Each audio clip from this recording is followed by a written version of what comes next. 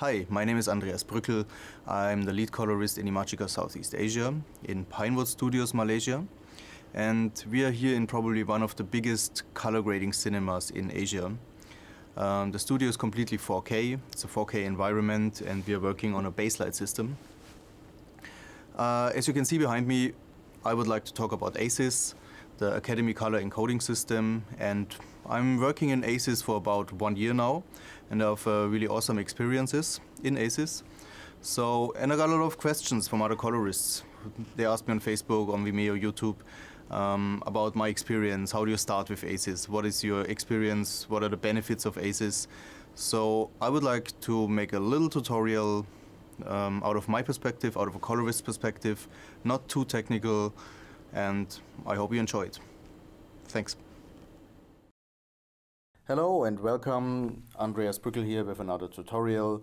Today I want to talk about highlights, how to preserve them, how to get them back in your color grade if you're a little bit overexposed and you have the dynamic range. And I will show you 3 methods to do it. And I try to explain the advantage and disadvantage of these methods. And then I want to actually combine it with an ACES tutorial and show you in a very practical way why I work in ACES and what is the advantage of ACES, especially with dynamic range. And the third part is about the theory of ACES. So meanwhile, there's a lot of information about ACES already out there. But in my opinion, most of it is maybe too technical and not really easy to understand. And as most of us are not engineers, so that's my attempt to explain it in a very simple way out of a colorist perspective. For this tutorial I used one shot from a Puma commercial I recently graded by remote grading. So at this point I would like to say thank you to the DOP and director for letting me use the footage. So first of all, that's my log timeline. You can always see in which timeline we are on the right upper corner. I'm using as a working color space Arilog C white gamut, and as my grade result color space Rec 18186, so Rec 709. In my ACES timeline, here ACES, I'm using ACES CC, the recommended color space from the Academy of Motion Pictures, and my RRT 1.0. The first thing you can see without any grading at all, so let me disable the grading again, there's no grading. I'm already more contrasty with the same footage in ACES than in a log timeline. And the reason is ACES gives me a already kind of contrasty filmic starting point. So some people might find this confusing. If it's too contrasty, you can just go back and decrease the contrast and the saturation, because nothing is ever lost. I should maybe enable the grading. Nothing is ever lost in a linear light color space. ACES is an HDR color space, so the conversion to Rec 709 happens after the grading. That's the big advantage of ACES. Okay, let's start from scratch. My log timeline, my ACES timeline, and now I'm just doing a really simple grade with contrast, a bit of saturation, and let's go like this. Okay, so that's my grade, done in 5 seconds. And let's do the same in the log timeline. I start with a film grade, increase the contrast, the saturation. So I'm not color balancing at this time. I'm on a MacBook anyway, so it's only really about contrast and saturation at the moment. I don't want to make it difficult because it's not about the look, it's about the tutorial for the highlights. So first thing you will realize, I'm so clean in the log C, in the log timeline, where I'm automatically on a very filmic approach in ACES timeline. Okay, let's go back. When we check the signal, we can see that in the ACES timeline, I'm not crashing the blacks, but I'm really compressed here in the midtones. Let's try to do the same in the log timeline, do something like this, but get the highlights a bit higher. So I think signal-wise we're pretty close. I still like my ACES style better. That's probably here in my 5 seconds grading the closest I can get. So that's only about the grading part. And now let's try to get back the highlights. I'll take a closer look at this part here on the left side. Again, that's my log, that's my grading. Let's even overexpose it a bit more. The way I do it for years is I create a highlight key, select my upper highlights and define them.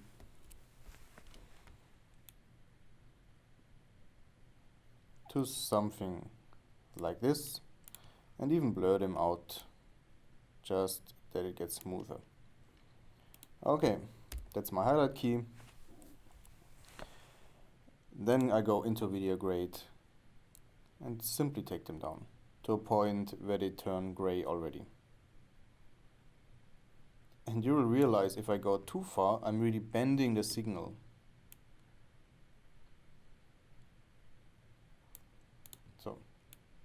But usually just go a bit, take them down, and that's enough. So it works pretty well, no problem at all. The alternative, and that's version 2 that I want to show you, the method 2. Just resetting this. I'm blending back to the raw footage. I make a shortcut between layer 2 and the raw footage. And I do this by switching here to the raw footage and just use this slider to blend back. See, my grading is enabled, but even if I disable my grading, I blend back with layer 2 completely to the raw footage. Of course, I don't want this because I only want to blend back my highlights, so I choose here for blend. This means I use only my key. This works. The question is, do I really want my highlights blended back completely to the raw image? Probably not. So let's go a bit closer. I think something like this is totally okay, and when we go, yeah, I think it's okay. Okay, that's how I would do it in a traditional way in a log timeline. Now let's go to the ACES timeline, and what's the big advantage? I just switch the tab here to the highlights. Let me just get rid of the pivots here for shadows and midtones, that it's easier for you to see. And I'm just taking this slider for the highlights down.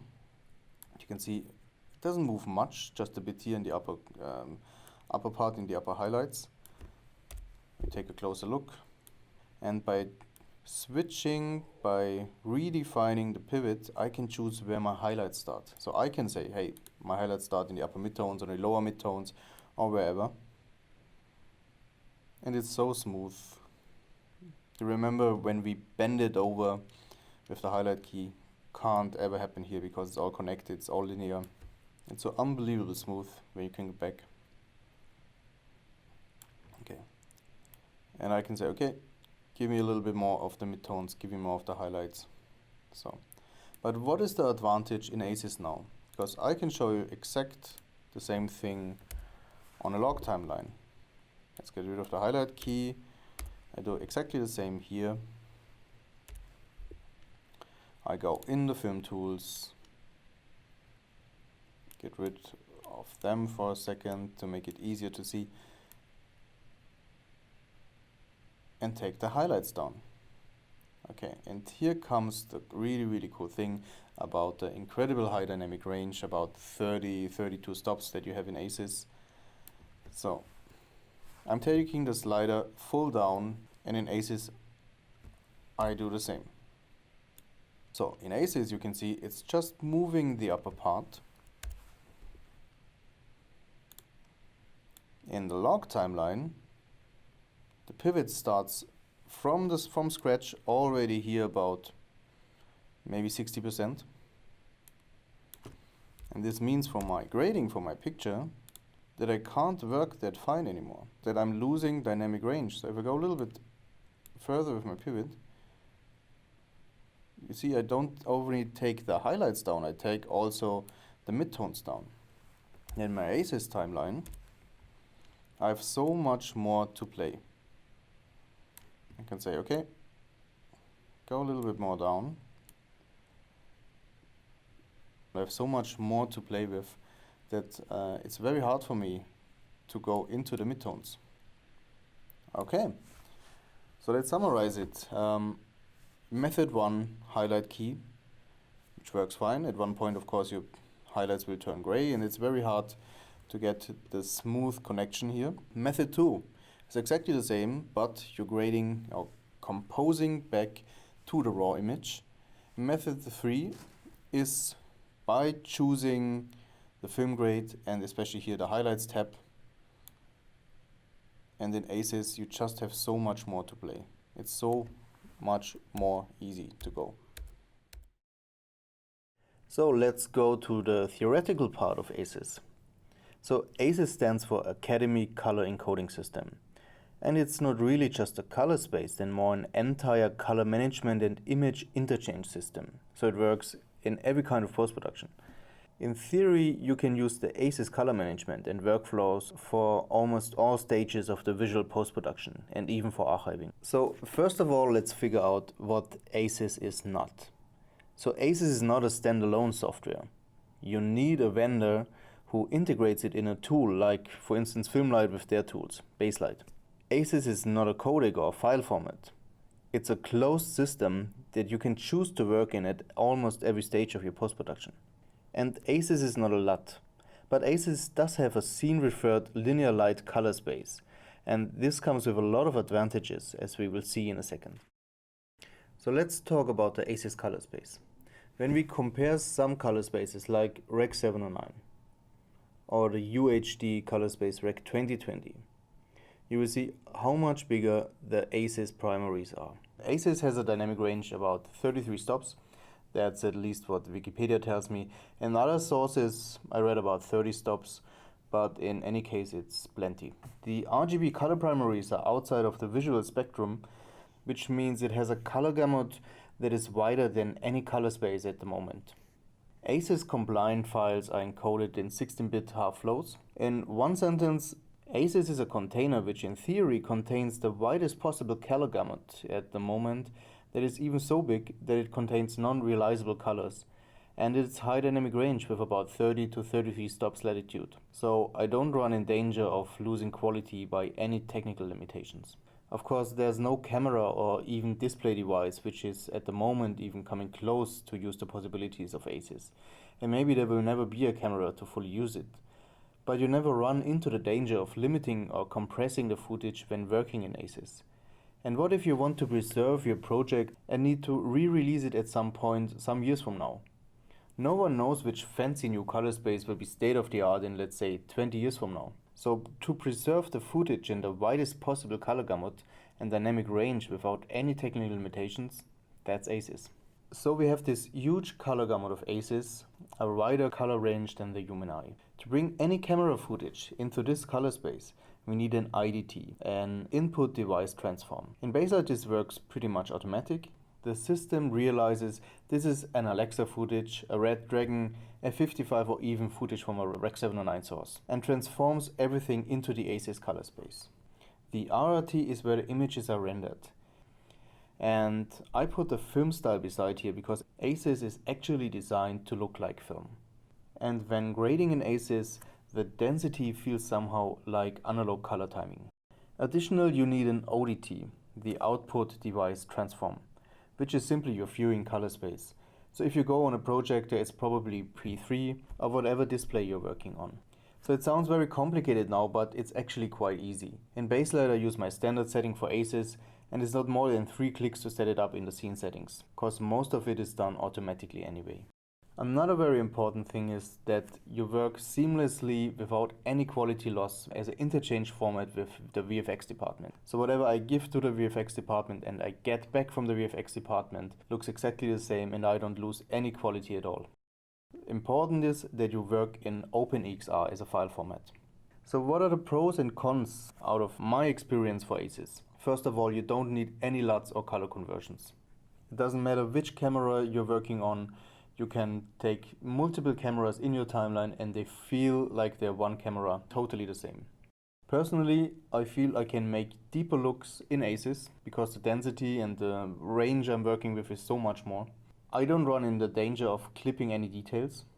ACES is the perfect base for any other color space. So it doesn't matter if your output is in Rec 2020 and in HDR. So ACES is a perfect archiving format. You save it now and whatever color space comes in maybe 20 years, you're ready for it because it's the biggest color space you can get. And it's perfect for VFX interchange. I don't lose any quality at all. The cons, I think it's a bit hard to understand for beginners, especially the grading workflow, the grading style, and you need some testing, definitely.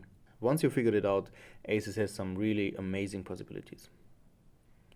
Okay, this was my tutorial about highlights, about working in ACES and about the theory of ACES. Again, out of a colorist perspective, not too technical.